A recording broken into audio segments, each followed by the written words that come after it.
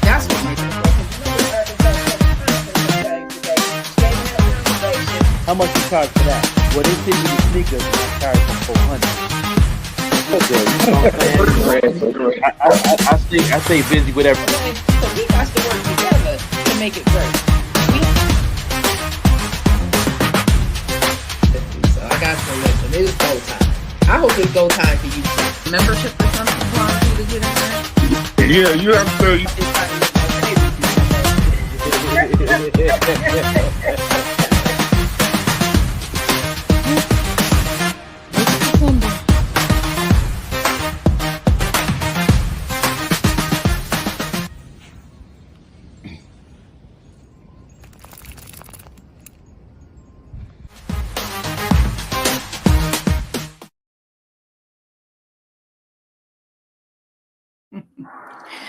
Welcome, welcome, welcome, welcome, welcome. Come on in, come on in, come on in, everybody.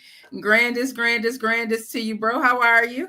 Man, hanging in there on this New Year's Eve, making it do Yes, what it do. yes, it is. It's a grand old new year. I have to I'm gonna go live on TikTok as well. So how you feeling? Thank you for joining me today. I'm feeling real good. Staying focused. You know what I'm saying, and getting ready for this new year. Enjoying your time off while you have it. Oh yeah. You catching up on some things a little bit. Yeah. Year recap. Well, we are doing a end of the year recap because so much has happened this year. And I was like, we went live the other day with Talia. Thank you again, Talia, for joining us that day. And I was like, I think you and I should do a end of the year recap as well, because man, this has been a crazy year. And I can remember on the morning show podcast, us talking about Cat Williams and him opening up the doggone floodgates. It seemed like, hey, baby, the floodgates, it seems like. And now it's like, man, is the door ever going to close? Right, that part. And it's not. It's going. I hate to say it. It's going more doors going to be swinging open. More things is going to happen. I think that Hollywood's getting exposed in all different angles and all different from the mainstream to the underground. It's like when you in podcast radio like us, we go down the rabbit. This is a habit to go down the rabbit hole of a lot of things when we checking out other podcasts and radio shows, and you know what I mean. And we support and we love the conversation. We join in those conversations as much as we can, and I've noticed that all levels is exposing the industry from the mainstream to the underground. So it's like there's nobody, everybody is getting smoke right now. You know what I'm saying? And it's gonna be open for a while. It's because this is gonna be one of them things that's gonna go probably for another 10 years probably, and it's gonna change the game of the music industry. It's gonna change the game how you do business with others.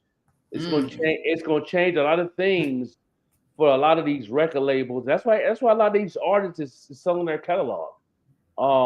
Eve just sold her catalog for 50 million. Wow.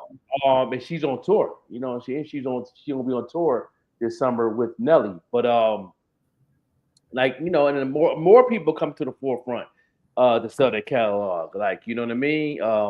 It's a rumor out there like that R. Kelly's about to sell his catalog. So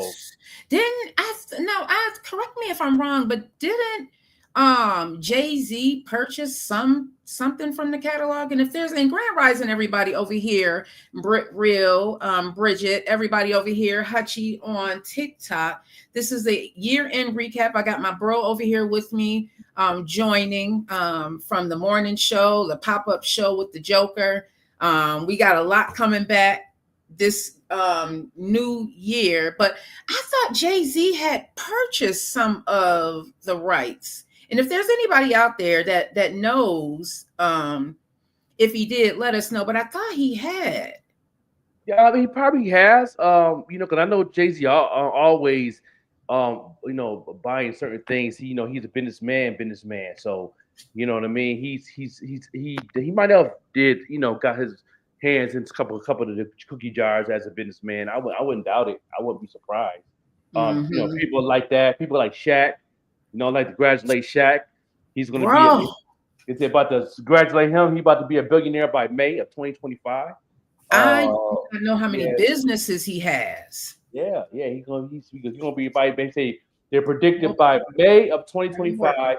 Shaquille O'Neal will be a certified billionaire, if he not already is now.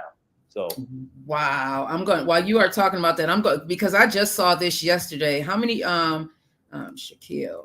Shaq businesses? How many businesses? Because it was so he owns Papa John's. He owns Five Guys, 24-hour fitnesses, Krispy Kremes, Big Chicken Shack, Auntie Anne's. There was a something that came out yesterday. So as of June 1st, 155 Five Guys. What does that say to you being an artist, an entrepreneur, just having all of those hats on? Hey, Sharice, we were just talking about you earlier, cuz. Yes. It's motivation for me. I always knew like Shaq, a couple of his sit downs. Saying that he a lot of his he was on Drink Champs, and he was saying that his not just his people that he hired for probably to run his money, but a lot of his family members and a lot of his close friends and stuff told him to invest. Don't get caught up. Don't be a statistic as the NBA player to be broke in 5 years after you retire. And he just learned how to use his money to invest, and he's a good dude, man. He does a lot of things for the community. He even put up a tweet /X that he loves Josh Allen, and he was like he's gonna take a surprise visit to Buffalo and to go to the hospital and give a donation. He does a lot of things for. He owns some WalMarts too. They forgot to put that in there. He owns a couple of WalMarts. That's why he goes to a lot of the WalMarts and give during the holidays and pay for people's stuff and all that type of stuff. He does that. It's like, man, that means a lot to me. You know what I mean? This is what I do. I like to invest. I like to, you know what I mean, and do things like that myself. So while I'm building my movement, what I got going on. He definitely has a blueprint because a lot of people, and a lot of people don't realize that once you are done playing basketball, like that income kind of ends. So you need to have your money in different avenues. And that's where they say to be successful, putting user Caribbean Girl, to be successful, they say what, 7 streams of income you should have at least? Yeah, at least 7. Yeah, that's right. Wow. So right now you came home, you're working 2 jobs and you got your painted drip business. That's 3 right there. Yeah. Listen. Yeah. I gotta catch up. I gotta catch up. And I can tell my people that I mentor, it's I'm doing okay, but at the end of the day, I'm not really seeing profit right now because I put everything back in. But you got to keep going. You know what I'm saying? You can't give up. You got to keep going. You got to keep on designing, bring about. I say I give myself another year before I see profit. As long as I keep doing what I'm doing, because I have a good strategy of what I'm doing. I've been given the sauce for a long time when it comes to like fashion, and merch. And I think a lot of people want the money up front already. So if you have a budget on your marketing of that, then it's possible you can see profit right away. But you got to figure out the marketplace. Sometimes you got to, sometimes you can just get out there. You got to hit the right people and give it out for free. Sometimes. Yeah, I was surprised, and as I was doing some research on some things this weekend, I was surprised to find out that restaurants normally it takes like 5 to 7 years, 10 sometimes, to even see a profit. And just as an entrepreneur, they say 5 to 7 years to actually see a profit, especially when you are putting the money, reinvesting it back into the business, y'all. So if you are really, really serious about this thing, just know that you may not see a profit, but it's so worth it because you end up getting it on the back end. And that's one of the things that I'm so happy that you talked about early on. And I think that's another reason why we mesh so well, because we understand that we may not see anything right now, but we're definitely going to see it on the back end. And that's what I'm looking forward to on the floor marketing. That's what I'm looking forward to. Pascal, Jessica, Jealous, and the social moi worship. Come on in, come on in. Make sure y'all share this live. This is the year-end recap with Green Links Media. I have my bro Franklin on here. Make sure you check out Painted Drip as well. This show is brought to you by Painted Drip. Yes. Got a couple of joints I gotta ship out. Those joints are fire. I ship out, it's all about, once you know your niche of the people, because people always come to me and or inbox me all the time, the hoodies cost too much. Well, they're not made for you then. Mm-hmm. And then I'm also looking at the marketplace I'm at, and I had a good conversation with a couple of people that's been out here in Buffalo for a while, and they was like, you got to look at the marketplace of spending money and understanding the fashion place. Atlanta, Georgia is a fashion place. You know what I'm saying? And I noticed in Atlanta, they don't complain about prices. And if you do find that person that complains about prices, trust me, ask them where they're from. Guarantee they're not from Atlanta. You know what I'm saying? Yeah. They don't ask about prices. They, and you have, then it's a balance. And we now had this conversation at the barbershop. It's a balance in Atlanta. You have the balance of the people that love the cheap stuff, the bootleg stuff. You have a balance of people that supports and buy the real stuff. My city of Buffalo is 100% bootleg city. I hate to say it. It's the truth. It's the truth. It be tripping me out how people and will shame you. They man be wearing the bootleg stuff and will try and shame you. Even think as if they wearing Versace, knowing it's really Versace. You got Gucci on, but it's really Gucci. Is right. It will try and shame you. Hey, Jay Kelly, thank you so much for liking this live, everybody. Thank you so much. I want to also send out our condolences to the very first president that I remember, being that I was born in the mid 70s, is President Jimmy Carter. And I want to play a little bit of what NBC News said about him this morning. Do you remember? Hey, Pastor T, welcome. Blessings to you. Thank you so much for tuning in this morning. Go ahead and bless this live, Pastor T, because we turning over some new leaves coming in 2025. We are turning over some new leaves. Hey, country boy Kev. And I got his hoodie. You know what I'm saying? I got his hoodie. I got your hoodie, big dog. About to ship it out. He sent me a package too. Before we get into Jimmy Carter, one of my favorite presidents, Country Boy Kev, man, he is an entrepreneur out of Texas. You know what I mean? He owns his own seasoning. He got his own barbecue sauce. He got his own merch, and he is one of the top soulful country soul hip hop artists out of the Southwest as we speak. You know what I'm saying? He's definitely doing his thing, and every time he do a show, he sell out stadiums out there.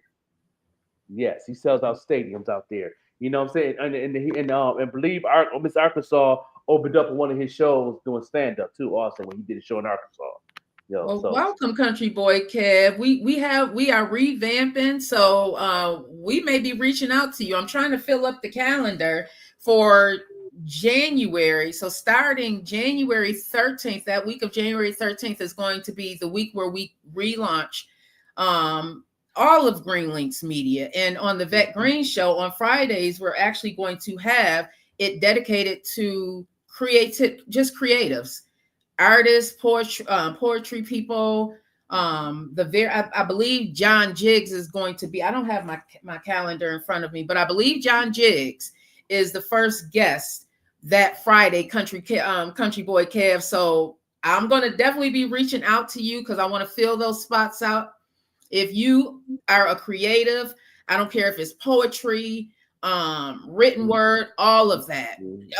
Fashion design. He's definitely that. He's definitely that. His merch is off the chain. I can't wait to get my package in so I can rock his merch. You know what I mean? And try that barbecue sauce and that seasoning and that rub. I'm gonna go ahead and, you know what I'm saying? And because I know you like to cook, so you know, yes, you might send an extra one for Vet Green the Queen because she's a cook. She's a chef of our family of Green Links, and she cooked for everybody. So she knows you might have to use some of that season to put on that rub, that rub season on some of that protein. You know what I mean? Ooh, I'm in here. Listen, I'm on the show. Baby girl helping me out in the kitchen because you know it's a tradition for us to have black eyed peas since ever. It's a tradition. Yeah. So we got the black eyed peas going. We got the pork roast going. I cheated, y'all. I got some chicken coming from Tops. I said I'm not gonna be in there. Hey, that Tops fried chicken be off the chain while you playing. Listen. My one son, he loves my pork roast, so I got that going. Baby girl go do the cabbage, and she in there doing the black eyed peas. My other son, he wanted some jambalaya, so we gonna have some of that tonight. So we gonna have a good time. Definitely got the black eyed peas. Thank you so much, Pastor T. I'm gonna have to get you on here as well, Pastor T. I'm gonna be hitting up a lot of people just to the substance. I want good substance for Green Links Media. You know, my bro is on my neck. He like, you got to get out there and rub elbows on him. Hey, Pastor Jelani. That's right. You know, and that's the things that's gonna be new because I know I do it when I can, but I got to step my game up and do it more also. Because my mentors be on me too. You know what I mean? They be on my neck too. You know what I mean? Shout out my man, Mr. Will, and my Miss Hogan and all that. You know what I'm saying? And Miss Davis and all of them. They always, you know, on my neck say, you got to get out there. You home. We understand the market. You understand the market already. So why don't you go ahead and touch what you can touch then? Mm-hmm. You know what I mean? You know, and I do, and I know exactly what to do, how to do things, and I got to be more consistent on doing. I'm doing it, but I got to do it more for 2025. And I'm rubbing elbows with good people. We cross networking. We collaborating with a lot of things. Collaborating with Winter Peace and her new merch. Painted Drip gonna be the official designer for her merch coming in 2025, launching in spring. So, you know, I'm gonna have a good time creating and putting things together, getting these influences together, getting these campaigns together. And I'm just happy that I can have the time to create and to invest and to invest into these campaigns. I can't wait to get involved in these campaigns. Yeah, we're gonna have to get you with the green overall, the entire Green Links brand. We're gonna have to get you creating that. I was talking to y'all know one of my favorite clothing lines is from my cousin, Heavy Pressure. So definitely want to get her in that influence box as well, and what she has going on. She got some new things that's gonna be coming down the coming down the pipeline. So right now, everybody, I want to get into again our condolences to President Jimmy Carter and his family. He is the longest living president, and I did not know this until this morning. He and his wife also is the longest marriage from a president ever. That I saw 75 years he and his wife were married. 75 years, y'all. Yeah. So those of us who out here complaining, talking about you don't get to 75 years without going through some things, okay? That's a fact. Roger Kite, Cheryl B, David Threat, Pastor Jelani. You do not get to 75 years without going through some things. So let me go ahead and share my screen and play this. And I'm going to play a small tribute to President Jimmy Carter and what NBC News had to say about him. So let me go ahead and play this. Top of the hour, and this morning we're marking a solemn day in American history. Former President Jimmy Carter has died at the age of 100. While his time in office was fleeting, the single term he served from 1977 to 1981 made an impact on the world that was long-lasting. Carter championed humanitarian causes, and he's being remembered as a compassionate, caring man whose efforts to better the lives of Americans, the less fortunate, find his legacy for decades after leaving Washington. From humble beginnings at the family peanut farm in Plains, Georgia, to the Naval Academy, to climbing the political ranks at the state level and making it all the way to the presidency. Carter's unyielding values, steadfast leadership, and down-home disposition led many across the nation and the globe to consider him not only president, but a friend. I think that what Jimmy Carter is an example of is just simple decency. Simple decency. And I think that's what the rest of the world looks to America for. And throughout this hour, we'll be thumbing through President Carter's cherished life and legacy as the world remembers a commander-in-chief like no other. Good morning. Thanks for being here. I'm Stephen Romo in for Joe. I just wanted to play that because he's actually the first president that I remember. I can remember coming home from school during that election and telling my mom about it. Now, I remember telling my mom that she should be voting for Reagan because that's what the teachers told us, vote for Reagan, vote for Reagan. But I do remember that once Reagan got into office, things began to change around my neighborhood and everything. And there's a lot, we're going to get into that on another time. But sticking with President Jimmy Carter, I remember that election. What do you remember about him? Because he seems to be one of the most loved presidents. He was a humanitarian. He was for the people. Yes, he was. Yeah, he definitely changed the game in the Black community. He didn't have a solid Black agenda. He just did it. And the reason he did it that way, I remember when he was on 2020 or Oprah show, one of them shows he was on. I remember somebody put this up. One of the podcasts, one of my Black podcasts I watch, that pulled some of his speeches up saying that he didn't want to put that into his agenda because that would have probably changed things of how things ran back then as far as him being elected as president. So he just said he just added the agenda in there and just did it. It just didn't just put it in there so people could see it. He just did it. And I salute for him for that, and he also, one of the first presidents to make Atlanta Black Hollywood. So, he approved a lot of things in his city where he's from, Atlanta, Georgia. So he definitely did a lot of things for the city, as far as signing the laws for the strip clubs, signing the laws for different entertainment things that was going on in Atlanta. Businesses, opportunities, lowering taxes, all these things for Atlanta. That's why Atlanta is where it's at right now because of Jimmy Carter. Yeah. I did not realize that he was from Georgia, and his family was into peanuts. They had a peanut farm. So he came from very, very humble beginnings, which probably is another reason why he was able to just relate on a human side of just people in general. It doesn't matter what color you were, that he was able to relate. And then also being in the South, he saw what was being done to Black people. So, Walter said he was one of our best presidents when it came to our civil rights. He allowed a lot of doors to open up for us here in America. Yeah, and there was a peace treaty. And forgive me, everybody. Y'all know I am not a politician. I'm not into that type of stuff. But there's actually a peace treaty that he started with a country, and y'all can do your due diligence and look it up. You can actually look it up on this.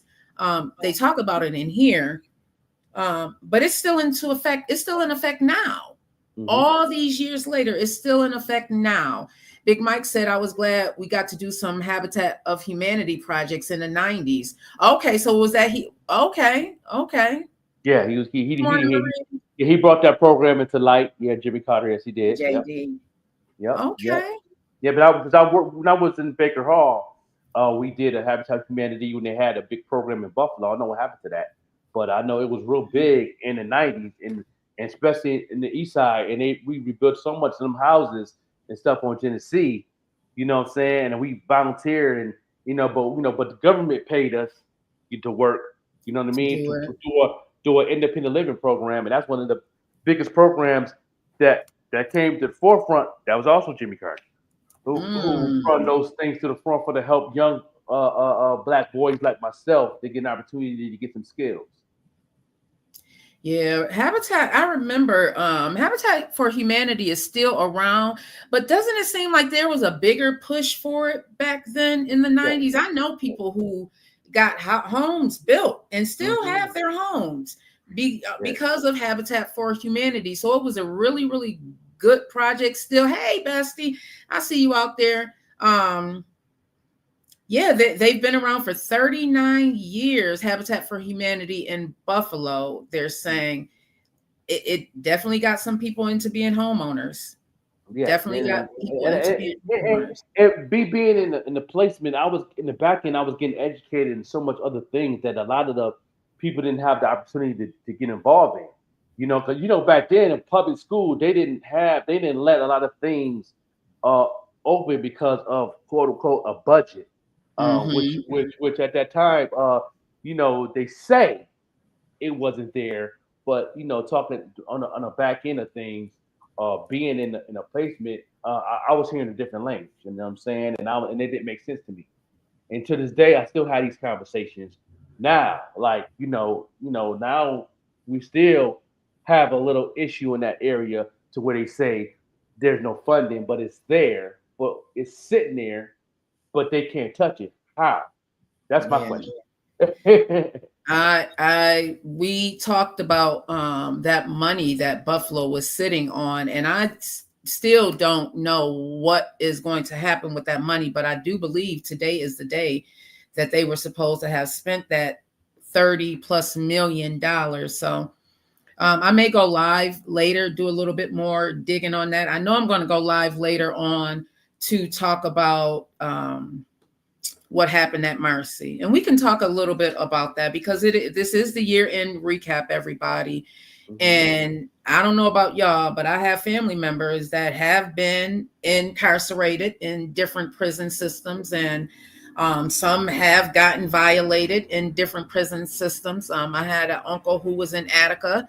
My dad was in Attica. So these are not stories that we have not heard, even going as local as the Erie County Holding Center. Some of the things that have been done there, the unlifings that have been done there. So we know that this prison system definitely needs to be reformed, but in no shape or form should anyone be brutalized like this young man was. And I was talking to my auntie about it. Did you see the video? I've seen the video.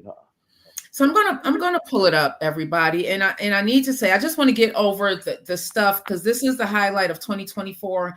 I want to get over this stuff, any negative stuff, very quickly so we can just finish enjoying it. But I do feel that this is definitely important for us to talk about. So if you need to turn away for a little while, just come on back. But we are about to pull up the video of what happened at Mercy Correctional Facility. Now, I was surprised to find out that there was also, and let me get into my messages, because this day so many people sent this video to me. I was like, okay, God, I see what you're saying. I got to talk about it.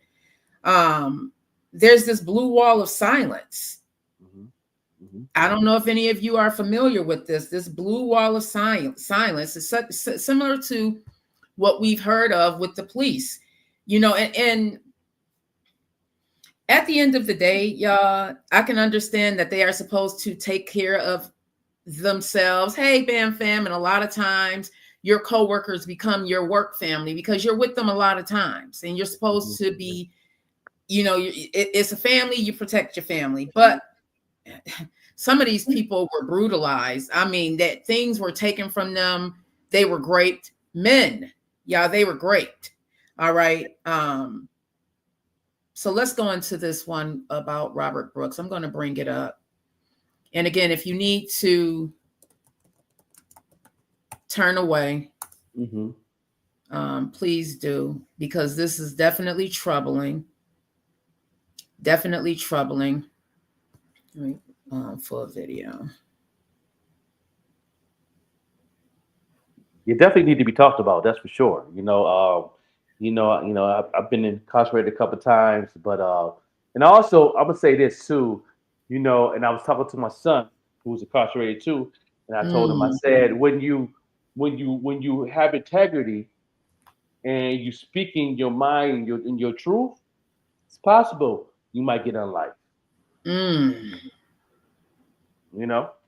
I mean, this is what world we in right now. And that's what happened to my wife's best friend. She got murdered from speaking her truth. And I'm gonna always speak my truth. And I told my son, I talk about it all the time with a lot of the family members. You know what I'm saying? I was at my dad's house doing the Bills game. We had a conversation like that. I say, and I'm going to always speak my truth. If I have to get on life, it is what it is. You know what I mean? So I'm a stand on what I speak on. So yeah. So I'm happy that Attorney General Letitia James said release it, and it is my prayers that something really happens. So let me go ahead and play this video. Being a handcuffed inmate to death. Shocking body camera footage released showing corrections officers beating a handcuffed inmate to death. We want to warn you, the video is graphic. New York's Attorney General shared the video yesterday and called what happened shocking and disturbing. Here's NBC's Sam Brock. Newly released shocking video shows these correctional officers fatally beating an inmate, Robert Brooks. The footage, blurred and redacted by state authorities, shows officers repeatedly kicking and punching Brooks in the legs and chest and trying to jam an object down his throat. New York's Attorney General says Brooks was pronounced dead December 10th, a day after these interactions with correctional officers was recorded. I do not take lightly the release of this video. James says the video doesn't have audio because the officers involved failed to properly activate their body cameras. It begins with Brooks being carried inside, handcuffed, and face down. He's then raised up, face bloodied, and punched in various parts of his body. Brooks was serving a 12-year sentence for stabbing his girlfriend. The attorney says his death is incomprehensible. I was there with Mr. Brooks' son and his father and his brother. They all watched the video as well, and I think it was just the overwhelming shock. It was just felt so incomprehensible. NBC News has not been able to reach attorneys for the 14 people under investigation, but the president for the Correction Officers Benevolent Association adding in a sharply worded statement, the egregious and repugnant action of the officers who committed this heinous and fatal assault does not in any way reflect the values of the vast majority of correction officers, including my members. Shocking body camera footage released showing corrections. So let's open up the conversation, bro. As a father of your son, you talked openly about it. When you saw that, what were you thinking? Because as a parent, you're going to worry about your child. What were your thoughts when you just saw that video just now? It happens all the time. That's just the crazy thing about it. This ain't nothing new. I've seen being incarcerated. I've seen this happen in front of my eyes plenty of times being incarcerated. From being locked up down south, to here in New York. And I hear about it and see it all the time. Is anything going to be done about this situation? We hope so. We hope so. What I feel about it is it's messed up, but it's definitely.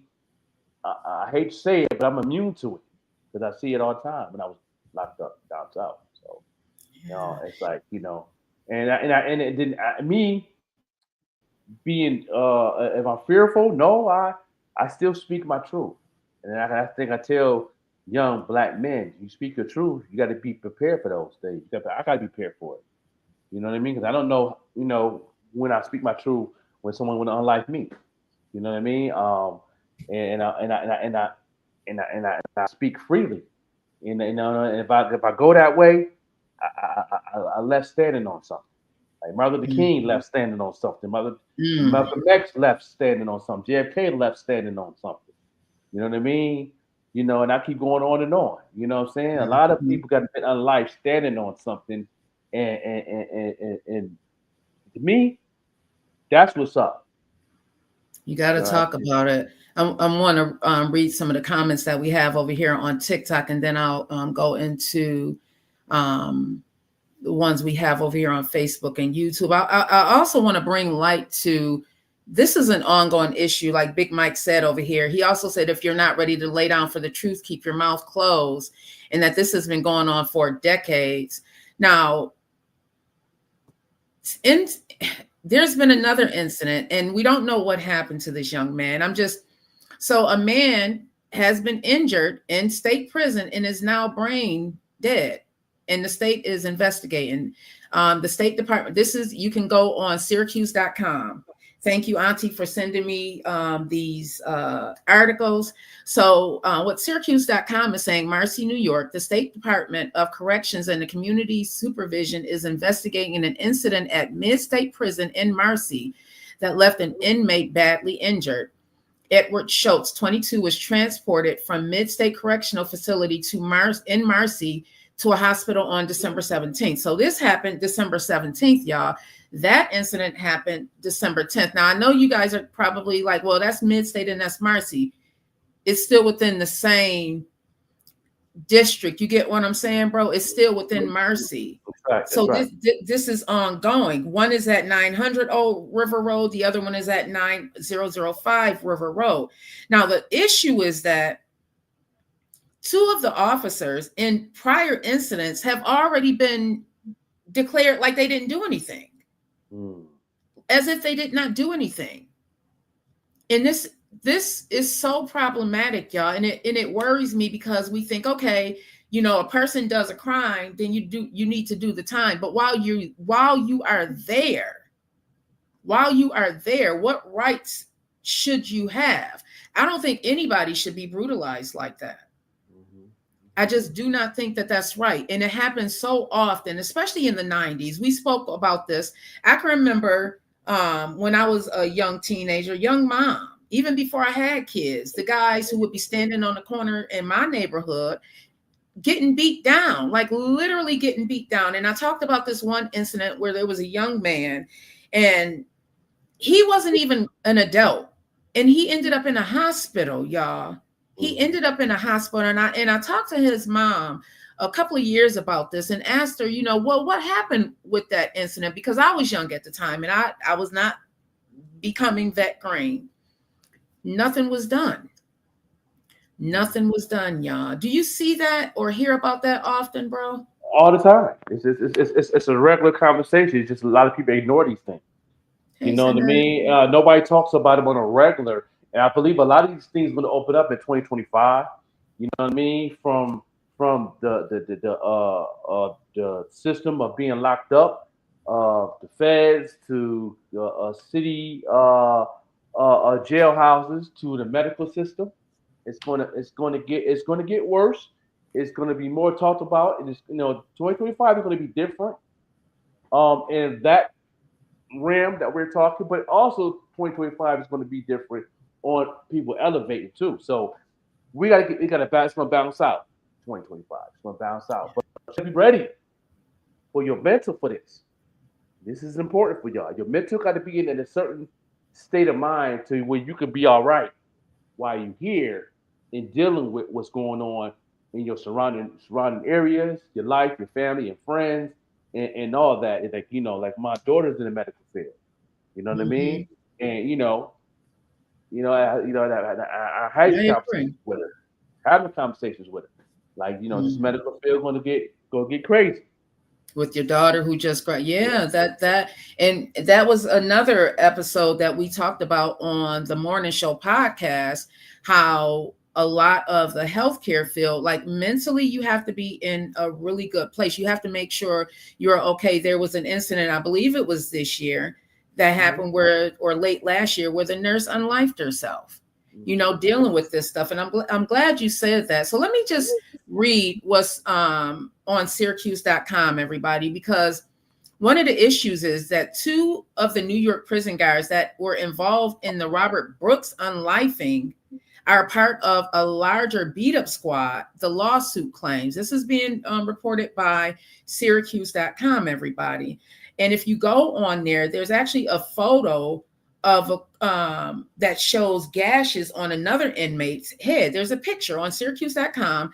The inmate's name is Adam Bauer, following an altercation between Bauer and these guards. So just like there was a beat up squad that beat up the young men in my neighborhood, there's a beat up squad in the correctional facilities as well.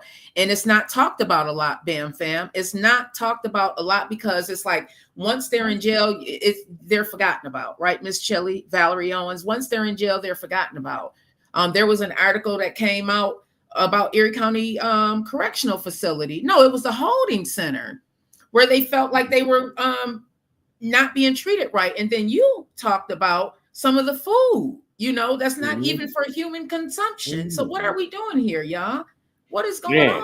And the crazy thing about it, though, me working in the kitchen when I was incarcerated, is it says right on the box, this should not be eaten by human. It says it right on the box when it comes off the truck. What are we doing? Yeah. Unbelievable. So right now, Syracuse, and again, I'm reading from Syracuse.com. Syracuse, they're investigating 4 of the 13 guards are under investigation in the unlifing of the inmate. Let's say his name, and it's a shame we have to keep saying his name, Robert Brooks. And our defendants in the lawsuit alleging other cases of abuse against prisoners. Now, a lot of us have family members that have been incarcerated and gotten brutalized, just beat up. Sergeant Glenn Trombley and Corrections Officer Anthony Farina are also among 4 Marcy guards named in the brutality lawsuit filed February 2022 by inmate William Alvarez. So this is an ongoing, man, what Bam Fam said, you better believe it. You better believe it. But what happens, Bam Fam, when they look like us? Yeah. And it's going to be this is going to be going on for a while. I think during these next 4 years that we all have to really get involved. That's another thing that I want to talk about. Get involved. A lot of young folks need to get involved in your local areas. Get involved in your city councils. Go up to these meetings. Sign your name in that book. Be there. Have a voice. If not, your kids is not going to get the stuff they need in life if you don't. So we did it. We did it in the 90s, huh? We stood up. That's why, our kids had everything they needed because of we stood up. But soon as 2000, I say between 2007 on up, the transition to what these young kids don't want to get involved.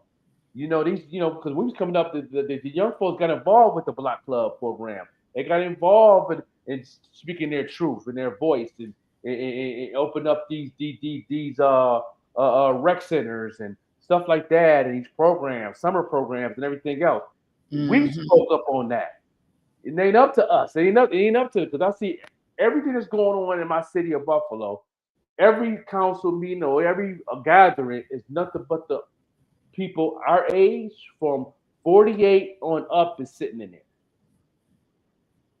You know what I'm saying? Yeah. We need at least about 100 to 200 young folks between 18 and 35 to be up in there at every function that goes on in the city if you want them to have a change. If you want to see the East Side change, that's what all the young folks need to be doing. I agree. I You know, agree, bro. We definitely have to affect some change. Bam Fam, I'm glad you said that, Bam Fam. So I was talking to a family member who is familiar with the police equipment and stuff like that, because that was a part of their job. They fitted the cars and all of that. The police cars that you guys see, that's an actual job that people have. They have to get the equipment in the car. And so Bam Fam said, my question is, why was all the security guards' cameras did not have a sound to them? Like the cameras was on standby, but they couldn't hear the sound. So what I was told is that there's different ways. So you can turn the camera on and you can not have the audio on. That one, I'm going to play this because I'm going to play this video again, everybody, because this is coming from one person had the balls or had the courage to not turn their camera off fully, and that is the only body camera footage released showing correct. So if you look at the body camera footage released showing correction, shared the video yesterday and called what happened shocking and disturbing. Here's NBC's Sam Brock. This is only from one camera. Newly released shocking video shows these correctional officers fatally beating an inmate, Robert Brooks. The footage, blurred and redacted by state authorities, shows officers repeatedly kicking and punching Brooks in the legs and chest and trying to jam an object down his throat. New York's Attorney General says Brooks was pronounced dead December 10th, a day after these interactions with correctional officers was recorded. I do not take lightly the release of this video. James says the video doesn't have audio because the officers involved failed to properly activate their body cameras. It begins with Brooks being carried inside, handcuffed, and face down. He's then raised up, face bloodied, and punched in various parts of his body. Brooks was serving a 12-year sentence for stabbing his girlfriend. His attorney says his death is incomprehensible. I was there with Mr. Brooks' son and his father and his brother. They all watched the video as well. And I think it was just the overwhelming shock. It was just felt so incomprehensible. NBC News has not been able to reach attorneys for the 14 people under investigation, but the president for the Correction Officers Benevolent Association adding in a sharply worded statement, the egregious and repugnant action of the officers who committed this heinous and fatal assault does not in any way reflect the values of the vast majority of. So I'm going to stop sharing that. That's one of the issues right there. They to me, and I was talking to my aunt and she pointed out, she was like, there was only one person that kept their video on. That's why we are even able to see all of this, that we are able to see.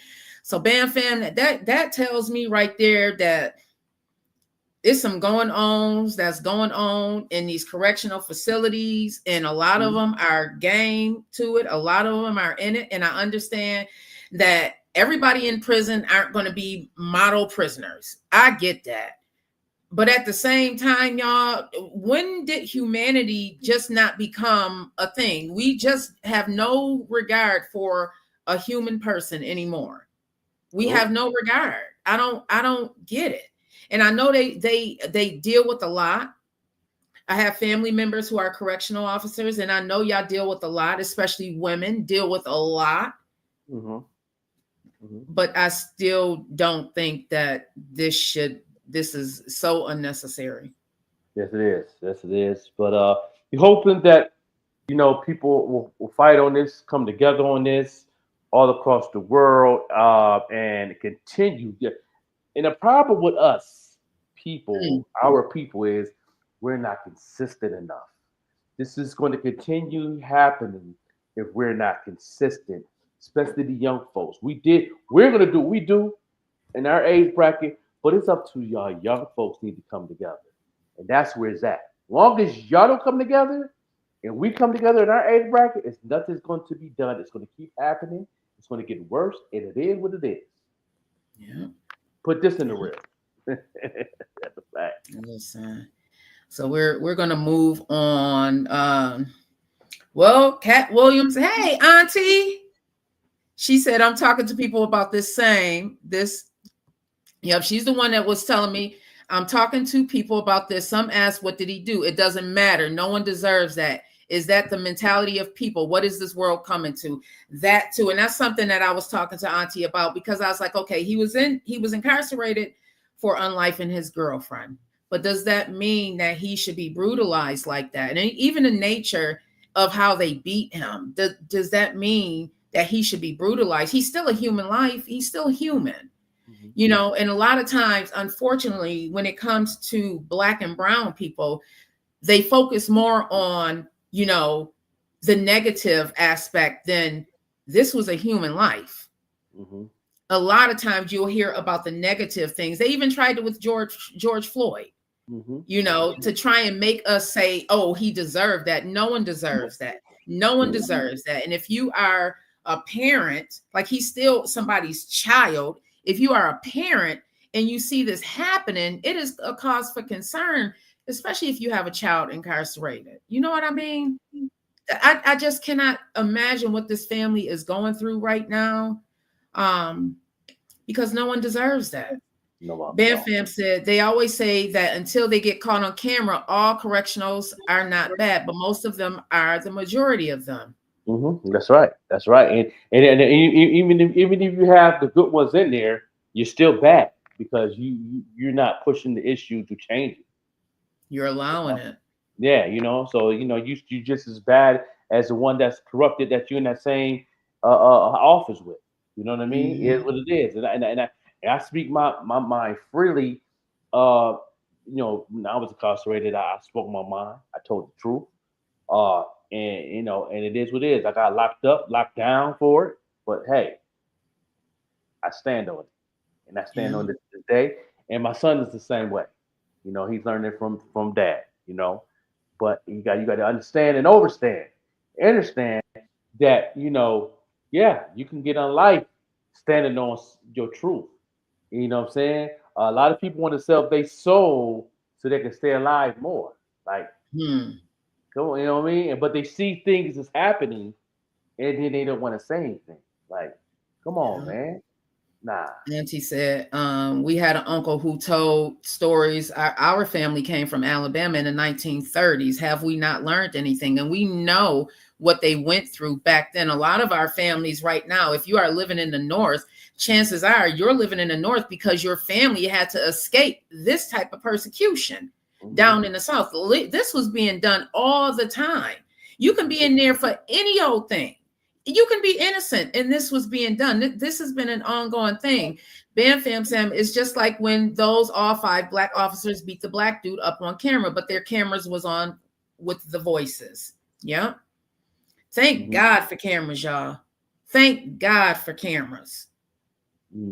Because without the cameras, a lot of this stuff, imagine if we had cameras in the 90s. Oh, man. Woo! Yeah. Bam Fam said whatever it was, he was serving his time. That was uncalled for. Exactly. Yeah. Exactly. So moving on, Jay-Z and Diddy. Man, Cat Williams opened up Pandora's box, and it's like, man, what is going on here? Has it made you lose faith, bro, at all? No. I mean, let's be real on the evidence part of things. Like, you know, like with Dame Dad broke it down also. Like, you know, when the mainstream pull things out and they could, you know, they're part of the machine, they're gonna use the same tactics as they use they're promoting the music or the brand or whatever they're doing. When you see it a lot, hear it a lot, you're gonna believe it. But put your third eye on, put your third mental on, and really look at the evidence when it comes to the Jay-Z. You know what I'm saying, and then we know it could be true with Diddy, but there's no evidence on Diddy. See, that's the difference. We all feel to know that he did these things, but now it's time. Now the system got to prove it now. Only proof they got is the video with Cassie. That's it. You know what I mean? And far as the Jay situation, that's straight ludicrous, man. No. You think so? Some of these allegations out here. Yeah, and you know, people still coming up Now, now when it comes to like certain, like what's another guy, other cases coming up on Jay. I don't, you can pull this up too, that he has another son out there that came up and said that he wanted a DNA test, and that young man looked just like Jay. Let's talk about it. I'm going to go on Essie's. Yeah, going to Essie Berry actually had him on, and he does. And in this situation, I want to talk about this for a moment. This is something that I had conversations with some of my friends and family members, because there was a time in our society where young women weren't looked at, like age really wasn't a number, although it was a number. It was nothing for a person 12, a young lady 12 and 13 to be hit on by an older man. It was nothing. And listen, y'all, we're keeping it real. Okay. Especially in the 90s, it was a thing. It was, people were just dating. Mm-hmm. A lot of times you had to grow up very, very quickly. And because of that, because of the environment or whatever, you may be, 12, 13, 14, 15, having relations as if you were an adult, dressing as you were an adult for various reasons. Auntie said those guys are cowards, hope they serve time. For various reasons. So one of the issues with Rahmir is that if the allegations are true and Jay-Z is his dad, that means Jay-Z was with his mom when she was about 15, possibly 16 years old, is leaning more towards 15, and he was an adult. Mm-hmm. Now, because of the climate, a lot of people, he could possibly, that could possibly mean a jail sentence for him, because at the end of the day, it is still statutory rape. Mm-hmm. At the end of the day. All right. Mm-hmm. It's still statutory rape. It's my understanding, and from my research in this, is that he was on board for a while. Like, he was having communications with Rahmir, his godmom. And Essie Berry actually has Rahmir and the godmom on her podcast where they talk about it. And this was during a time right before him and Beyonce got married. Mm-hmm. Well, Beyonce, this was around 2010 to 2011, not got married. Blue was born in 2012. Again, the issue, I guess he was all for, and then it was like, wait a minute, I could go to jail for this. And this kind of makes me look bad. But y'all, this he looks like him. Mm-hmm. Nose and all of that, bro. So tell me, while you're doing that, I'm going to bring up him and Essie Berry. Mm-hmm. And the godmom. And my thing that got me that he that they said that he said a statement that he refused to do a DNA test. So it's like that gives you the thing, and I'm like, okay, but then it's not looking good now, Jay. Of everything else that's going on now, what I'm saying, like, we, even though ain't no proof, but now it still don't look good though. Like, make this thing make sense. It is what it is. If you got the whole allegations, for an example, if you have allegations that Vet Green the Queen ate a Snickers bar, candy bar, and we going to sit here and everybody gonna say it was a Snickers bar, you know what I mean? And you keep saying it, but but of course Vet Green the Queen ain't gonna say anything. We're going to assume it was a Snickers bar. Mm-hmm. Even though it might be a Kit Kat, but you don't want to say nothing because you want to keep your mouth closed. You feel what I'm saying? I got to bring it in that example so people can understand and understand where I'm coming from when it comes to this Jay-Z case. Not the Diddy, but the Jay-Z situation. Mm-hmm. You got all these, and Cindy with Dame Dash said in his interview, when you're around these people, he said that's why he always moved. You ever noticed that Dave Dash said he moved different? He protected his integrity, which he has. Mm-hmm. Dave Dash was always people thought he was an a-hole, but he had to because he wanted to hold on to his integrity. That's why he's not in these scandals like Jay is, because when you're around these people all the time, even though you might not do anything, you can be caught up very easy in situations. Yeah. Well, this is on our screen. His name is Ramir Satterwhite, and listen. Hey, Young dope dealer selling dope. Is you like that? Kicking doors, kicking in doors. Is you like that? we'll play another one where they actually. While he publicly started dating Beyonce when she was 8. I apologize. Off the woman. This young holla. I apologize. Off the woman I took for my chick. Let me get this one. That's the song they was talking about. That he there have been he reports had claiming confessed that he about was that the child. while he Yeah. publicly started dating Beyonce the when she was music, 18. There have been reports claiming that he was pursuing Bey, who was much younger. Plus, let's not forget We got to talk about that too, y'all.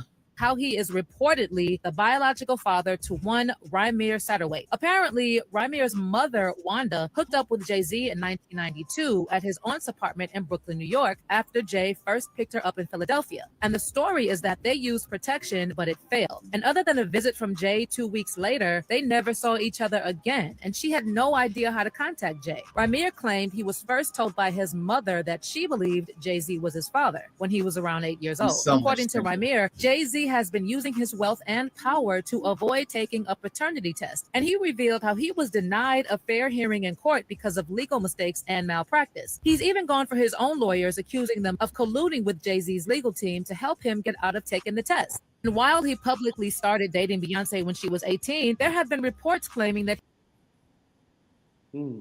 See? So everybody, some of these allegations, like I said, listen, I look at Jay-Z. Damn, don't he, auntie? He looks just like him. I'm gonna put it back up here. So y'all, let's discuss, everybody. Let's discuss, because I mean the nose, certain features, like you can look at me and if I'm in a room with my father's side of the family, you can, all of us have similar features. I don't care if you are a cousin 3 times removed. We certain things, it's just your feature. Just like I'm sure with you, look at your granddaughter looking like you. You know what I mean? Yep. Certain things you just cannot get rid of. So, what are your thoughts on this? Because I think he looked just like them too. And then, yeah. But see, like I said, you know, look just like him. He refused the DNA test. His brother's trying to figure out, this is my dad. He said out of his mouth, he don't care about the money. He don't want no money. He don't want nothing from you. He just want to know who his father is, and that's it. If you want to have a relationship, you can. If not, that's cool too. He just want to know. But at the end of the day, this don't look good for you, Jay. Mr. Sean Carter, this don't look good for you, brother. After these things going on with the Diddy situation. See what I'm saying? That's what I'm coming at. See, it's the same thing with Dame Dash saying. Same thing. It's not looking good. Like, if you're hearing this and you seeing this and you refusing certain things, that makes you innocent. That makes you know that you suspect. You gotta make sense at the end of the day. Like that's what Dave is saying. He like, it is what it is now. I mean, like the Damien said, I ain't trying to dry snitch. I'm not doing none of this, but I'm seeing the same thing the world is seeing. It is what it is. Right now, if the allegations are true, he also has a daughter out there who I believe he's now allegedly taking care of her. They said he set her up with a house, and he actually has grandchildren. Like, it's admitted that this is his daughter, allegedly. Her name is Letitia. I started following her on Instagram. But it happens. There's what bothers me, and this is something that my mom told me as a little girl, because I remember growing up and hearing stories about, oh, that's not that person's father, and that person, that's not that person's mom. My mom always told me, I don't care who don't know, as long as that child knows who they belong to, that's what matters. And I see so often, even in my own family, because my father was out there a Rolling Stone. Mine was too. I'm finding family members are finding me through DNA. Do you think it's fair to children not to know who they belong to? Or in this case, if you had somebody, because in the 90s was a wild, wild west. you know, you may have had unprotected X with somebody. If would you deny that child if they said, Franklin Stewart, my mom told me you might be my dad? Is that something that, why deny that? No, I wouldn't deny it at all. I would like to have a DNA test. I'd like to go forth so for my truth and that young child's truth. You know what I'm saying? Like, you know, I've had X with some females that I've traveled, and I might have 2 or 3 more kids out there that I don't know about, to be honest. You know what I'm saying? But if it comes to the forefront, hey, I'm not gonna sit here and say no. Like, let's go ahead and go through the procedure. Let's go see what's going on, because you know what I mean? And, you know, it got to be done. You know what I mean? Some people get fearful because of, oh, I gotta pay back child support, this and that. This is the laws of the land. You got to do what you got to do. You know what I mean? It is what it is. You know what I mean? But you know, like you said, the 80s and 90s was wild. It was crazy. You know what I mean? And that was part of that wild movement. You know what I mean? You know, and just being in our town, Lackawanna, how the outside used to come in all the time, and we had, like you said, we had 3 or 4 parties a week. You know what I'm saying? That was the culture of Lackawanna. If you watch the movie Lackawanna Blues, that's the culture of Lackawanna. Listen, it is what it is. I'm gonna I'm gonna share a picture of so Letitia Macer is the alleged daughter of Jay-Z, and I was watching was it Art of the Dialogue? I was watching a podcast yesterday, and a former associate of Jay-Z was on there. He was one of the ones that I believe funded or helped fund Jay-Z's career, and I cannot remember his name right now, but let me share my screen so you guys can see. I mean, that nose, y'all, just like these cheekbones, all of this is my father, all of this, all of my, like, I remember even at my father's funeral, my brother-in-law, he was like, oh yeah, you know, say, oh yeah, y'all related, because we all, I can pull up a cousin right now, and I promise you, we look like twins. It's so crazy. This nose, let me see. TikTok wants me. Let me pull up this. Hey, Bam Fam, Prince Bam Fam, how are you? It's this nose, y'all. Yeah, Prince Bam Fam. Yeah, can't wait till we get our track recorded. I'm just about through with them bars. So this is the alleged daughter. And they say that she's set up. You know, this one ended quickly because allegedly her mom was of age. She might have been like 17, 18. Definitely not as underage as Rymir's mom, but yeah, there's that nose again, y'all. He talked about that in the music, on the music with him and Beanie Siegel and Bleak, when he talked about his, he has a daughter on the way. He talks about that. Really? You know what I'm saying? See, people when you write these lyrics, you're telling on yourself. You know what I mean? If you don't want people to know certain things, be careful how your pen moves. Okay. And that, you know what? It's funny you said that, bro, because but your character is all green. It sure is, Auntie. Yeah. You see the last name. That's right. It sure is. It's funny that you said that, bro, because his associate brought that up. I guess there's a verse in Ether where he talks about his past. And like you said, he talked about this daughter. So listen, y'all. The song with all of them together with Emil, it's Benny Siegel, Bleak, Emil, and Jay-Z off of that's the Dynasty album, and he said that on his verse. He said, I got a daughter on the way, you know what I'm saying? You know, he breaks it down like on his verse, like, okay, all right, but after he did that verse, he don't talk about it no more. You didn't hear nothing about that anymore. Because, in that time and space in the industry, they just didn't talk about it. But now, since these windows and these doors opening in this industry, you can't ignore those things anymore. So I tell a lot of the artists now, be careful how your pen move unless you're vulnerable like that. And you're honest about your vulnerability like Conway the Machine. who speaks his mind in his lyrics when his pen moves, and he stands on what he writes. That's the type of artist I love. That be honest, vulnerable in his bars, and make it do what it do, and stand on it and talk about it. Yeah. So,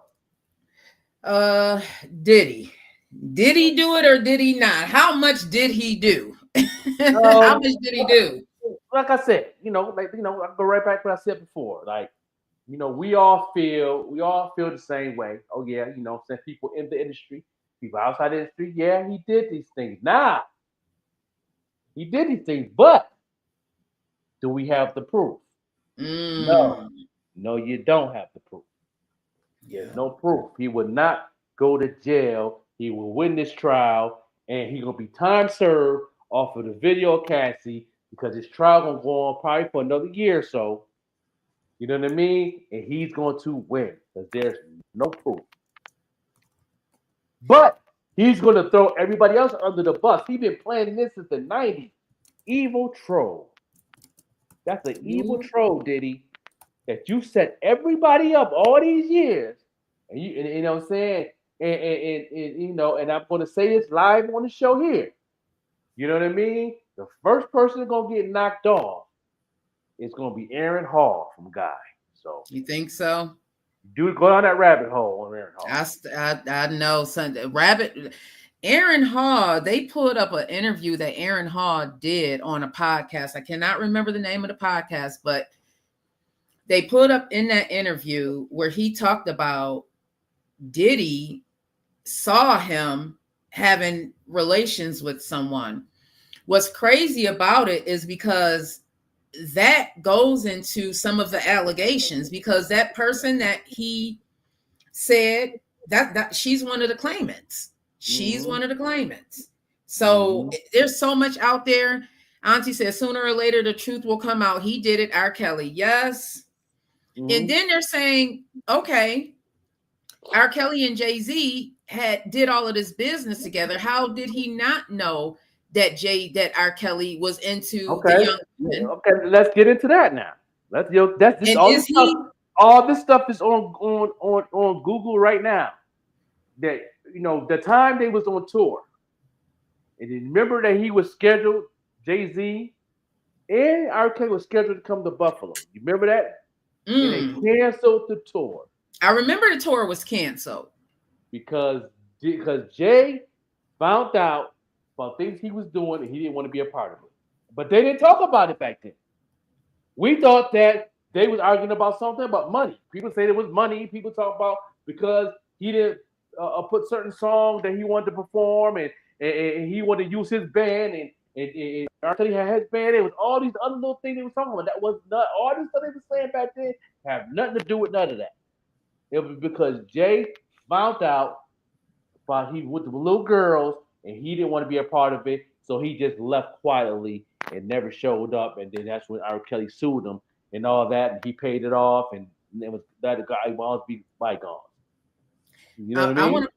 I want to play a little bit of what Dame Dash, because I've been watching American News. Now, some people may not like Dame Dash. I respect him on a business standpoint. I do. I don't necessarily agree with everything that he has to say or his way of presenting it to people, but I believe if you take away, just some, I don't know, maybe I'm just, because I dealt with some really strong-minded men, that it doesn't bother me.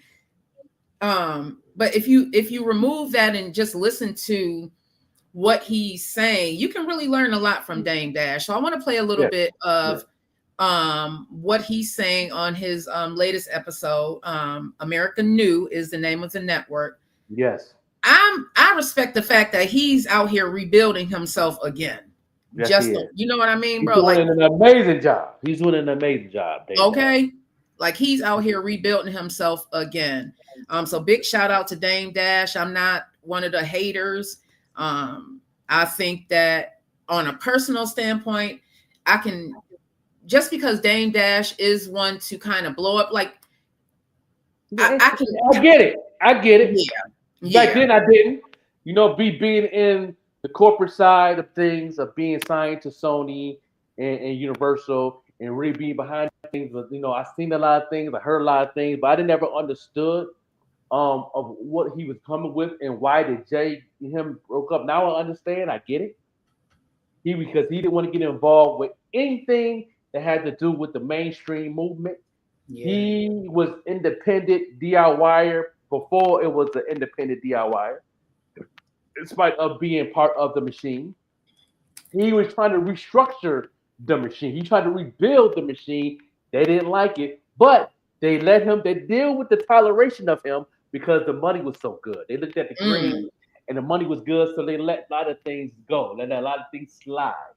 You know what I mean? And these are the things that a lot of us independent artists to this day is doing, letting a lot of things slide because you do want to be independent or a DIYer, but you still want to put your foot in that little mud over there just to get a little something moving. I get it too. You know what I mean? I get it. But it's how you do it. You know what I mean? And that's the part where people is not really sitting down and figuring out. Some people's figuring it out. Like the Beanie Butcher, he figured it out. You know what I mean? And it's working for him. But everybody's not Benny the Butcher. See what I'm saying? Big shout out to all of those guys over there. You know what I'm saying? In the West Side Guns of the Company, they're doing it in their own way, and it laid out to them like way to where they can still be doing two things and be okay. But everybody can't do that. Everybody don't have that opportunity. You see, but you have to figure it out. I'm going to play two parts from Damon Dash. He has another one that I wanted. This goes into talking about an artist. So let me just go ahead and play this, and then we can discuss. If anybody ever fucked your money up the way certain people have fucked mine up on purpose without any explanation, I think that you would be a little upset as well because this fucks with my family's money. That's right. This fucks with my children's money. Mm-hmm. And now they have to start from scratch. Right. And it is what it is. And if y'all feel good about the fact that somebody actually did that, and that makes you feel better than me on any kind of level, that's good for you. But don't think that I'm not going to flip these brand new companies from scratch and I'm going to be on the way I want to. Because what happens when you're a billionaire because of corporate, what I think that they have shown is that corporate could also make you not a billionaire in the snap of a finger. Just like that. Right. So if your numbers are up because pause that for me. Corporate. Yep, go ahead, bro. Oh man, like see these are the things that I've been talking about the whole time I've been doing podcasting radio. And a lot of the time I've been doing my marketing classes, mentoring a lot of artists, you know what I mean? And I've been telling y'all, I've been in part of that machine. See, I'm not going to say anything that I have not been through. I was signed to Sony. I was signed to Universal, once upon a time. And Made Man Records, okay? And when you're in that level of a millionaire, a certain number, you can't do what you want to do. Jay is a billionaire. You can't do what you want to do with that money. It's like me coming back. It's like me being back a child again when I used to get allowance. Okay, yeah, my dad and my mom gave me that money for allowance, but I couldn't spend that money on anything I want. I had to still ask permission, right? When you gave your kid $100 for Christmas, you would ask what you're going to do with that money. You're going to ask those questions. No, you're not going to buy $100 worth of candy. What? That's the same thing as a billionaire. When you reach a certain number, you can't do what you want to do with that money. You're not free. And a lot of people think that they are. A lot of people think that they are. Right. You're not. You know what I mean? So do you really want to be wealthy? Do you really want to be in the corporate world, millionaire? You want to be in that, for example, Zuckerberg, who owns Facebook, almost a trillionaire. Why do you think that money's still sitting there? Because he still want to invest in things. You got to get permission. He want to buy the Cowboys from Jim Jones from the Cowboys. He want to buy the Cowboys. He got a proposal down already. Okay, Jim could say okay, but you still got to get permission from the corporate world. Is it okay? Because they don't want no monopoly. Understand me? You still got to go through some loopholes, and you still got to go through some rough edges. This is the way it is. You can have this money, but you can't do what you want with it. Yeah, he talks about that, and I'm going to go ahead and finish playing this because Go ahead.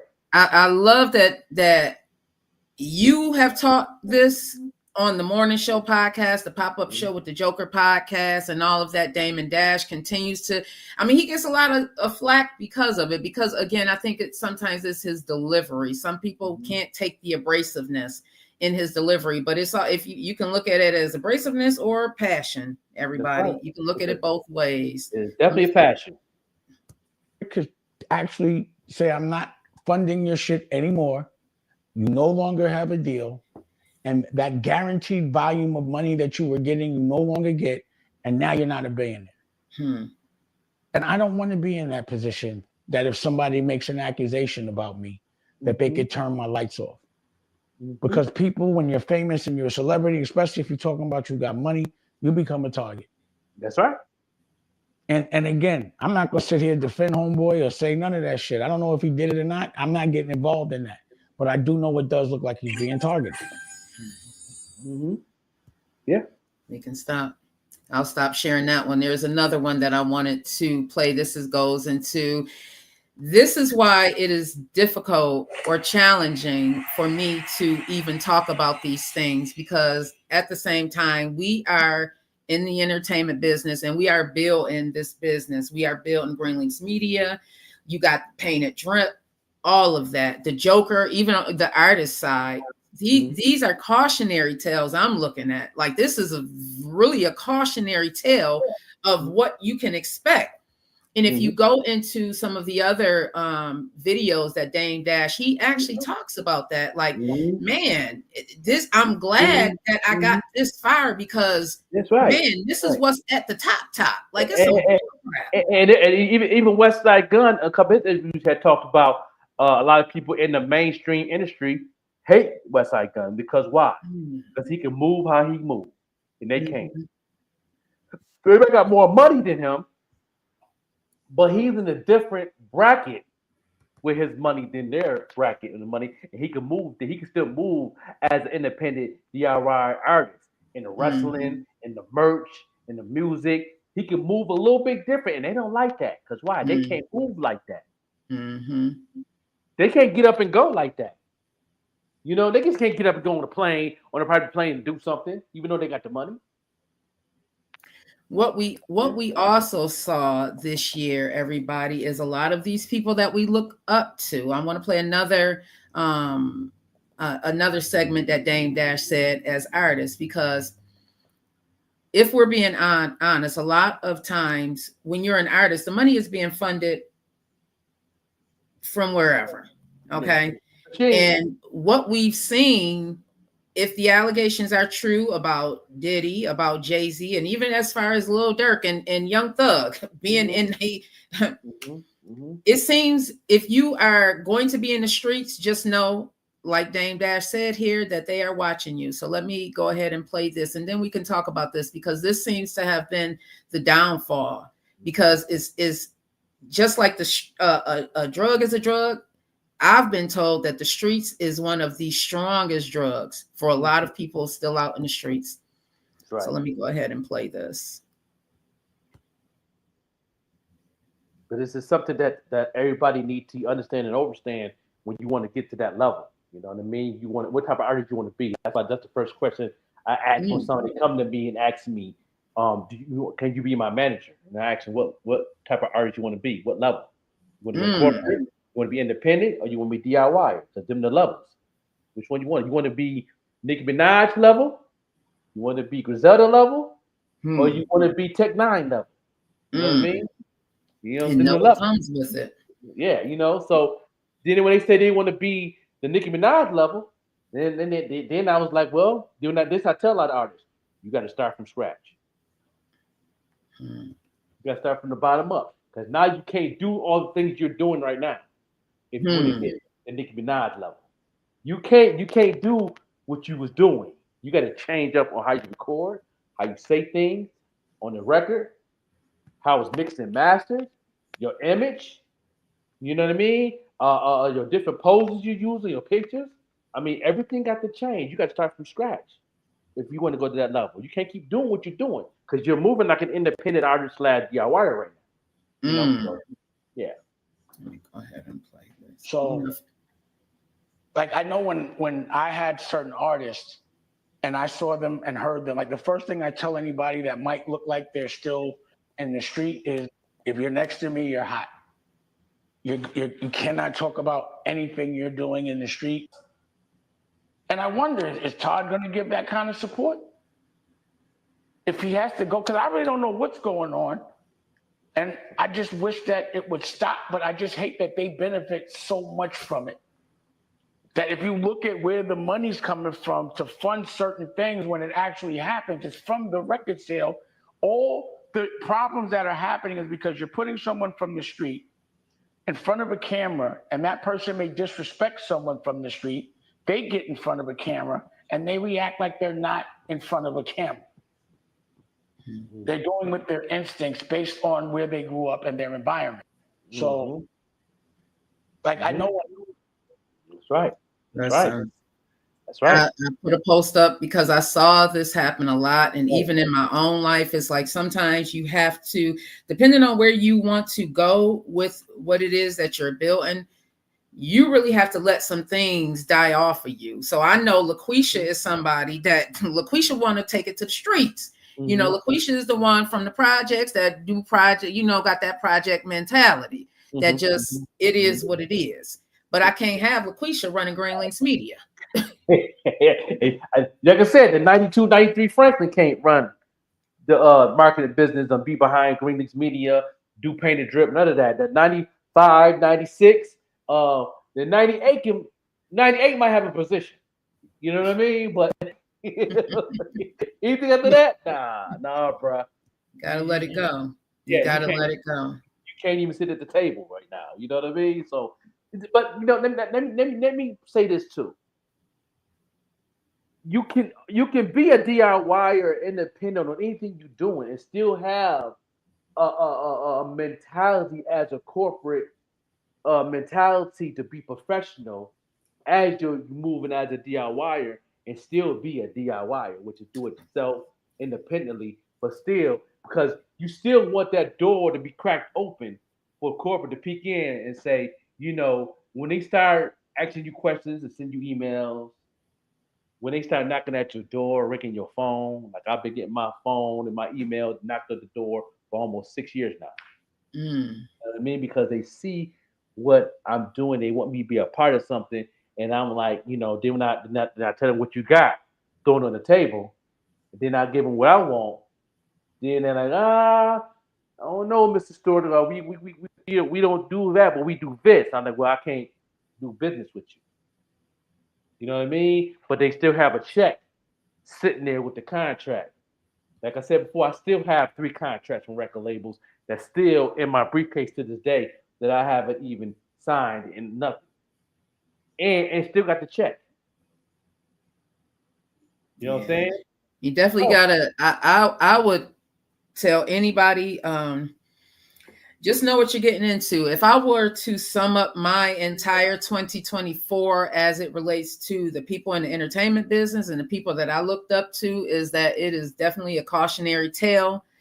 And that, listen, if you are not going in with your full armor of the Most High, then you need to make sure you listen. When you check your bag, make sure that is not in the bag. It should be with you at all times. That's right. I hate that we have to look at like, I don't want this to have ruined anybody's legacy, whatever that is. No. You know, and it's so unfortunate that this is happening. But there's something else that Dame Dash said, that if the gatekeepers were dirty and are now being taken down, do you feel that now will make room for the regular DIYers, the independent artists, the creatives out there who have not been able to get a break because there really are gatekeepers out here? There's people that can stop you from doing what it is, even if you're good. Even if you're good. I know the gatekeepers in the industry, you know, I'm glad they were gatekeepers. Because it kept people like me out of it. You know what I mean? Me not knowing no better. So I like to thank the gatekeepers, really. You know, but as far as being an independent gatekeeper, you're protecting your brand. I'm protecting. Right now, like if I got information, for an example, I got information from Vet Green, the Queen, that gave me information as we build it together. You know what I mean? And somebody else come and want that same information, and then I'm seeing what they're doing, and they're kind of corrupt. I'm not giving them that information because guess what? My name is on it, and it's gonna make Vet Green look bad. I don't want no bad business relationship with Vet Green, the Queen. I'm not want a bad business relationship with Prince Killer. I don't want a bad business relationship with the Even Rush Network. I want them doors will always be open because I was good from day one. You know what I mean? I can go to E Digger anytime I want to and say, yo, E Dig, I got this on the table, this is what I'm gonna do. He's gonna say yeah, because we have a good relationship. I don't want to burn a bridge on anything because somebody else wants that information, but they kind of corrupt what they do, and I already down the rabbit hole and I already know about it, even though Vet Green the Queen don't see it or hear it. I'm not going to give them that info. I got a gatekeep right there. Because I got to protect my name, my brand, and I got to protect my sister and anybody else who she's affiliated with. And it's funny that you said that because Dame Dash actually talks about that. How do you, like in this business, there, man, even on the level that Joker and I are on, there are some corrupt people who will try and drag your name through the mud. How do you separate those two and be like, like now I'm at a point where it's like, if I don't want to do business with anybody who's going to be messy. Like I just don't want to.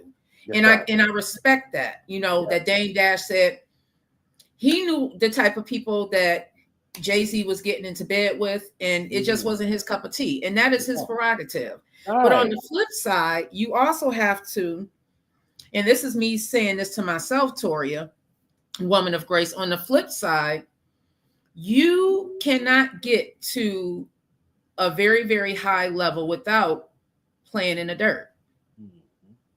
You just can't. And that is what I've seen as far as Diddy and Jay-Z, Lil Durk, Young Thug. I don't want to continue to play in the dirt though. That's right. That's right. Me, you see me in action, things that, happened in the past, as far as the radio station and all that. I nip it in the bud off in the beginning. As soon as I see it, I gotta hold up, pause, time out, put a commercial on. I gotta nip it in the bud because if you let certain things ride, you will be caught up in something that don't make no sense to you. You wasn't there, you didn't see nothing, but all of a sudden your name is getting brought up in all types of other nonsense that don't even make sense to you, and you weren't even there. You have to nip things in the bud to save your brand and save what you're doing, even locally. You know what I mean? I separate. You know how I separate? Things that I do as far as my painted drip, starting with the painted drip is the bait right now. It used to be the music. Now it's the merch. It's the bait right now that's connected to the music and connected to everything that I got going on. Is I got quality merch, right? And it's $100 a hoodie. I already separated 80% of Buffalo just doing that. Because of the price. Because of the price. And I'm going to say it. You know what I'm saying? I'm going to say it. And I'm talking to probably 85% of the people because y'all, number one, y'all don't understand fashion. And number two, you can't afford it. Let's be honest. Yeah. And some people unfortunately, it's me again. Some people would rather not give it to you just because of who you are. Right. Which is 2025. We not doing that. We you know what? I'm cool with that. I respect that to the fullest. Hey, you know what I mean? I really do. I respect to the fullest. I don't care about the price of anybody that's doing something positive and having a brand. Guess what I do? I might have to save up for it. Like I did with the 14 Mafia hat. That was a $75 hat. I had to put $25 up every week to save to get that hat. Just like if you working, you want that. or you want a real Michael Kors bag, you gonna have to put $150 up, stay for probably 7-8 paychecks to get that Michael Kors bag. Mhm. Why your next door neighbor would go to a Muhammad store on the corner and get it for $90 and say it's real. Yeah. And don't think just because this my bro that I'm gonna be looking for a discount like that. No, what did we say this morning? Yeah. No, Right. we not doing that. We gonna make Right. sure you get paid your worth. You know what I Right. mean? You get paid Right. your worth. And I'm shipping these doggone hoodies to Chicago. It's gonna be in Brooklyn. Yeah. You know, Big Mike got his. We gonna make it work. We are gonna make it work because I realized in 2024 that when you have somebody who's really, really going to support you and be there for you, those are the people that you should be nurturing. Those are the relationships that you should be nurturing. So I know my bro got my back. I could not be on Facebook, Instagram, all of that for days, but my bro still sharing stuff, still supporting Green Links Media. Same thing with Big Mike, still. You know, so those are your people. That's right. That's right. You know, and listen, 2025 about to be a new time. Lillian Jeffers, hey, D-Ron Williams, Lil Zay. We are looking for artists, creatives, all of that. All of that. And these are the things that need to be talked about. And I'm cool what's going on. You know, and just by doing simple things like I'm doing, I separate myself. And now I'm not in people's conversation in their lane because I'm different. Now they might not buy it right now, but I give it a good year. I give it another 2 years. Half of them go trying to see if they can get one. That's just the way it is. That's the marketplace. When you see it more, you want it. Yeah. You know what I mean? And, you know, anybody, and that's why anybody have a price, I never ever talk down. Oh, that try and costs lowball them. No, I'd be like, oh, okay, that's how much I did. Okay, I got to be back for that one then, but that's fire. But I got my eye on it though. Yeah, you that's because you're thinking. You're not thinking as a consumer. You're thinking like a boss. Right. You Business know, people won't try and do that. And then I'm also training artists to have. Don't worry about if those who don't have it. Just think about what you're worth, your brand, and the quality. That's why me and Winter Peace have these meetings, and Painted Drip is going to be the official designer for her merch. You know, because she see what I'm doing. As her being an ambassador and influencer of my merch, you know what I'm saying? This is her hoodie right here. You know, now she sees she want to be a part of the movement of what I got going on because she see the vision of what I'm trying to do here. You know what I mean? And she want to be a part of it. Yeah. You know, Annie Jones Energy, Kim Woods. So I know I got some more cooking to do, and I know I don't want to hold you too long because I know you got some work that you got to do as well. Yeah. So what do you want to end this with, bro? Yeah, you know, in 2025, you know what I mean? Bring value to your brand as if you're a cook, if you're a clothes designer, you're a barbershop, whatever you got going on, bring value to your work because you're worth a lot more than what you're doing. If you know that you can cut hair and you're the amazing cutter, you can do what it do, you know what I mean? And you know that other barbershops is charging $30 to $40 a cut, stop charging people $25. Everybody can't get that. You know what I mean? And then, you know, it's just like everybody can't go. You know what I mean? Everybody can't get those things. Bring value to it. And I know what I'm worth. So, you know, and you know, we know we worth. I know Green Link is worth. You know what I mean? You know, we worth beyond of what people think we is, because why? We on here and we in the inner city. Well, I mean, make it make sense. No, we are here to uplift the brand, and you should do the same. Anybody that wants to, my marketing coach, marketing class is still available. You know what I mean? I have a special going on for $175 full-fledged marketing class to those who want to take it. Want him in the inbox. I don't market and push as much, but because I know a lot of people is not serious. And I noticed last year about this time I said a lot of people is going to throw in the towel. What happened? A lot of people threw in the towel. A lot of people threw in the towel, man. And it's sad, you know, and I knew it. And then 2025, more people gonna throw in the towel. You know what I mean? It's not an artist out of Buffalo is not gonna be where it was this past year, the year before. It's not gonna be the same. It's gonna be very hard to see an artist in Buffalo actually take it to the next level because everybody's throwing in the towel. Because why? It takes work, sacrifice, and you gotta have the passion. You gotta have the love for it first. Oh, that's so true. How many? So who artists who should be and they don't necessarily have to be in Buffalo if they are artists that you're listening to right now, aside from your own work. Who are you listening to right now? We should be listening to. Oh man, you know I've been listening to you want you independent or industry? Both. You can do both. I've been on my Jelly Roll. I've been on my still Jelly Roll. Okay. Jelly Roll. Of course, my brother from Texas. You know what I'm saying? Country Kev. Okay. He's got a new single that's crazy. Let me hear that joint. It's gonna be crazy. Him. I've been listening to some Word to Peace new joint. She ain't released it yet, but I got a copy of it. I've been listening to that. Prince Killer been on my radar for a while. Been unraveled with Prince Killer, and I've been listening to a lot of old artists that's been independent. That's my brother that I was in the group with back in the day when signed to a label. 4-4 Water. I've been listening to his old music too. 4-4 Water out in South Carolina. He retired the mic, but I just was reminiscing this past week listening to his music, going down the rabbit hole on YouTube and all that, and watching his videos and all that. So y'all put in 4-4 Water on YouTube. You see all his videos. You know I am. A couple videos I was on. You know that song called Bow Down.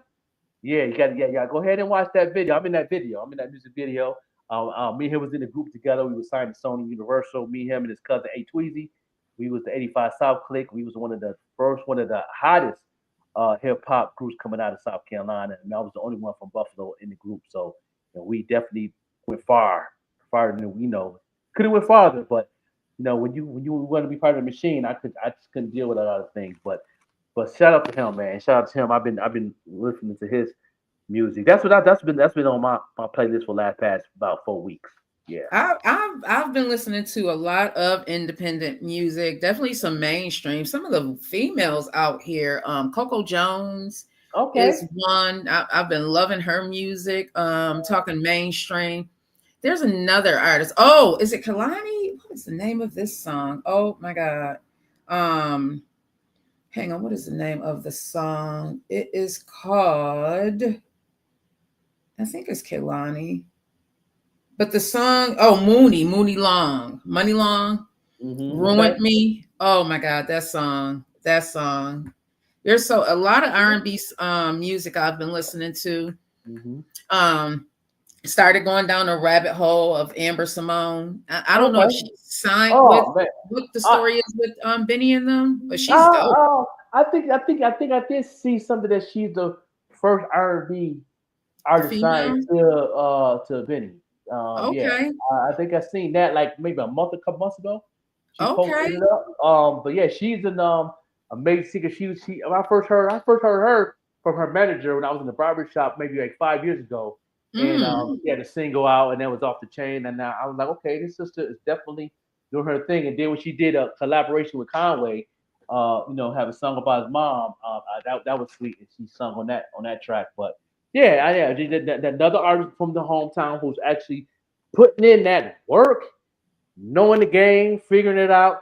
Those are the type of artists that I love, and I one of the ones I support. Especially out the city, those who's actually sacrificing everything they're trying to do to stay, but still be on the DIY side and learn the business on top of keeping their craft tight. Yeah, big shout out. Some people that I see continuously working. Prince Killer continuously working. Winter Peace. We can't say. I mean, Winter Peace she's been doing her thing. She's continuously working. I see her out there continuously working. There was just a rap battle that I did not realize was going on. Boogie Blue. She has her own thing. Come on now. Yeah, that's what I'm talking about. That's what I'm talking about.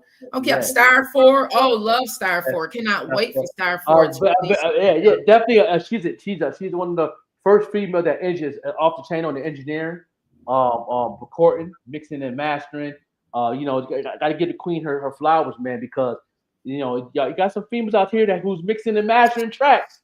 You know what I mean? Don't you look for somebody that mix and master your track? Star 4. That's where it's at. What other Ali Black? I hope that Ali Black. He's so talented. Ali Black, you know how we feel about you here at Green Links Media. Oh yeah. Listen, just do your thing. Don't worry about don't get caught up in this mess in Buffalo. Yeah. Don't get caught up in it. Don't do it. You know what I'm saying? Too talented. When you separate yourself is when you raise your price. That's when you separate yourself. And just doing it with the merch. I'm out of certain people's lanes, but I'm on their radar. So you know what I'm saying. So that's a good thing. Being Prince Killer track, we're gonna blast that off in 2025. We definitely we finally going to release the Bars Banger and the Joker album 2025. It's a lot of things from that come up in 2020. We had to back things up a little bit because we everybody's lifing.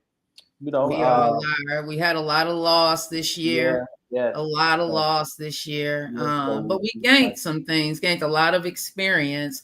If I am to end this live with anything of substance, I will say, y'all get out your own way and don't get into any mess, because what I realized about myself is that it is so easy to get caught up in all the negativity and all the mess. And if you get caught up in that stuff, chances are you can end up in jail.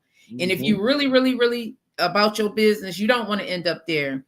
So leave the mess to the lessers. That's what I'm going to call them, the lessers, because some people thrive on that. And because you are out here doing something great, working towards your greatness, everybody's not going to like that. And because of just that, some people, just like in jail, they say in jail, you don't tell anybody when your release date is, because listen, move in silence, y'all. Don't worry about what everybody else has going on, and do not let the negativity consume you and stop you from doing what it is that you have been placed on this beautiful earth to do, because there's some haters out here. There's people who will love to see you quit and will bring your name, will bring your name down because they want to force you to quit. Don't do it. Don't do it. And a lot of people threw the towel in 2024. They let the people get to the mental health, of course. Mental health is important. If it is got to do with mental health, that's your decision. That's cool. But use it to be your therapist for your mental health too. You know what I mean? Where I don't worry about what people think of me or how I do things, my prices, or the music, the back. Ain't none of that. You know what I mean? But I still elevate what I do, and I capitalize on anything that I got going on. You know what I mean? Don't worry about the prices. All right. Know your worth too. Yeah. So and that's the thing, and that's why I move how I move. People always asking those questions: how you move, how you move it. You know what I mean? Because number one, I know my audience. I know who I'm talking to. I know how to use my influences. I know how to take an L and still win. So I was trying to leave. I wanted to play a couple of songs before we left out. One was the B2B, but we have the audio, but not the video in this one. You want me to play the audio? Yeah, you play the audio. Okay. Go ahead and introduce the song, bro. Which one? You want to do the Buffalo to Brooklyn? Buffalo to Brooklyn. Buffalo to Brooklyn. You go ahead and play that one. Buffalo to Brooklyn, which is I just got a notification before I go for Buffalo to Brooklyn. Shout out to the Boom Bap Supreme he's playing starting tonight. I think tonight or tomorrow on his radio show. He's playing the top 100 Boom Bap songs of 2024. He has Buffalo to Brooklyn at number 24. Ooh, that's what's up. Congratulations. Yeah. Congratulations. Well, we're going to leave out on this Buffalo to Brooklyn. Y'all have a wonderful New Year's. I may go live a little bit later. I am cooking Big shout out to everybody. Again, if you are creative, an artist, anything like that, contact us. Fridays are going to be dedicated to the artist spotlight. We're going to have a Friday 7 p.m. show every Friday, starting the week of January 13th. I'm bringing in, listen, Capricorn season has started. Okay. Yes. Oh, he said new Prince Killer, Odds Against Me collaboration album featuring Skrilla, Santana, Star 4, Cap 716. Big shout out to Cap 716 and many more. Stay tuned. 2025. Yes. That's what's up. Let me go ahead and play this Buffalo to Brooklyn.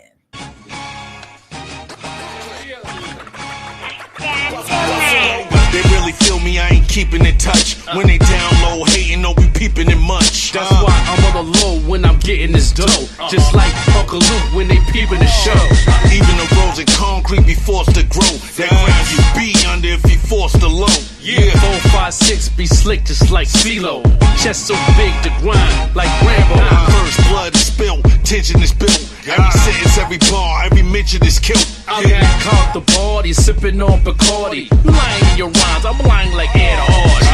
Bugatti skirt, 0 to 60. If I stop to think or blink, you might miss me.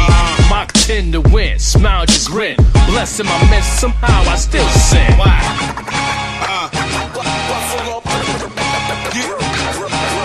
Crooks off the book, you shook like vibrators. We driving a ride, we hot like radiators. Yeah, tailgaters, kill haters, snipe shot. Dutch clear, nothing left but night. Gang shots, 5 hits, real quick. Changed up the ski mask and outfit. Night dark, we lit, Edison. Sip the yak while Joker smoke the medicine. That's why they call me the high joke. You like the match without no smoke. Mike Jordan, game 6, I won't choke. They complain about shit, but won't vote. This the realest shit that I wrote. You cats not hard, you soft like egg yolk paw. Cause, give me a round of applause. Don't come around here unless you come up with bars.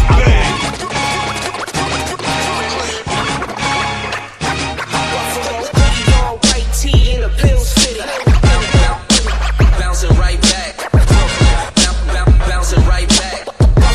Bouncing right back.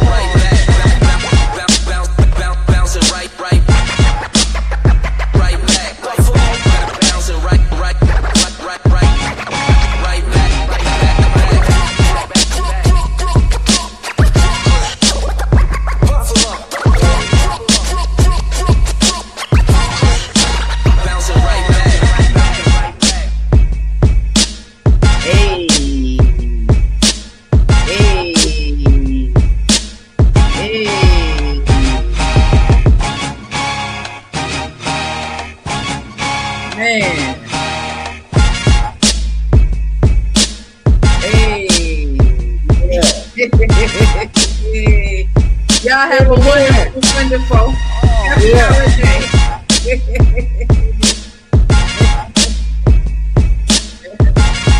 We hope you enjoyed the show. This is a Greens Media production, and we thank you for watching. We are here every Monday through Friday, beginning at 9 a.m. So make sure you subscribe and hit that bell while you're at it.